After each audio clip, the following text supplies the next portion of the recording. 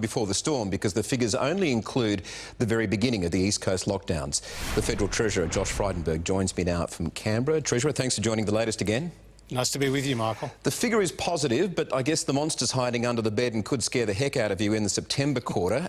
How big a bite out of the economy then? Well, Treasury is expecting that the economy will contract by at least 2% in the September quarter, and that reflects the fact that we've seen our two largest states, New South Wales and Victoria, go through extended lockdowns. But today's national account numbers are a solid result, 9.6% through the year. It was better than what the market was expecting. But you're right, the next quarter will be harder news to take. You say 2%, could be up to 4% according to some economists, but that's billions, isn't it, out of the economy? Well, the lockdowns right now, Michael, are costing us about $2 billion a week in lost economic activity, and you layer upon that an extra $1 billion plus that we're spending in fiscal support, so the COVID disaster payment, the business support payments that we've reached in partnership with all the states and territories. That's costing the Commonwealth a lot of money, but it's money that needs to be spent to support Australian families and Australian businesses through what is a pretty tough time. Let's talk about opening up. The New South Wales Premier today said she hopes that her citizens could enjoy overseas travel in November. Is that realistic? Well, again, we'd have to work through all those details, but we have an agreed national plan through National Cabinet, which is that we ease the restrictions at 70 to 80%. That means border restrictions come to an end. That means people can move more freely. But that national plan, Treasurer, is looking a little bit shaky right now. Can it go ahead as a national plan, or are you going to have to accept it, or are we going to have to accept that it will be fractured, that some states won't be on board?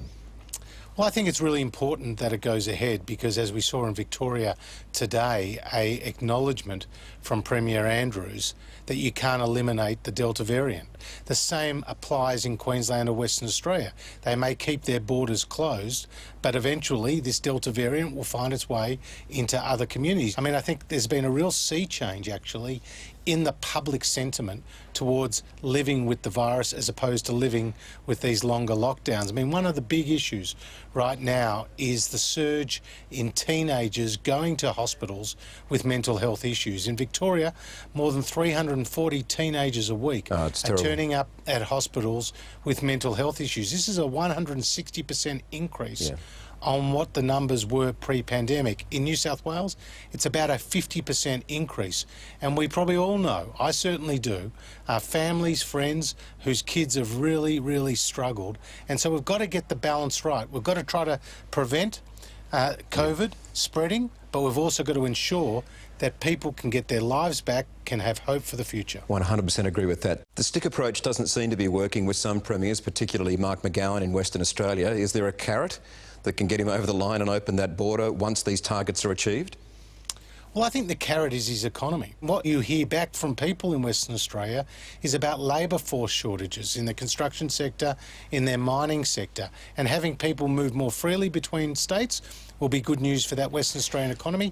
And in Queensland, Michael, a big part of that economy is tourism.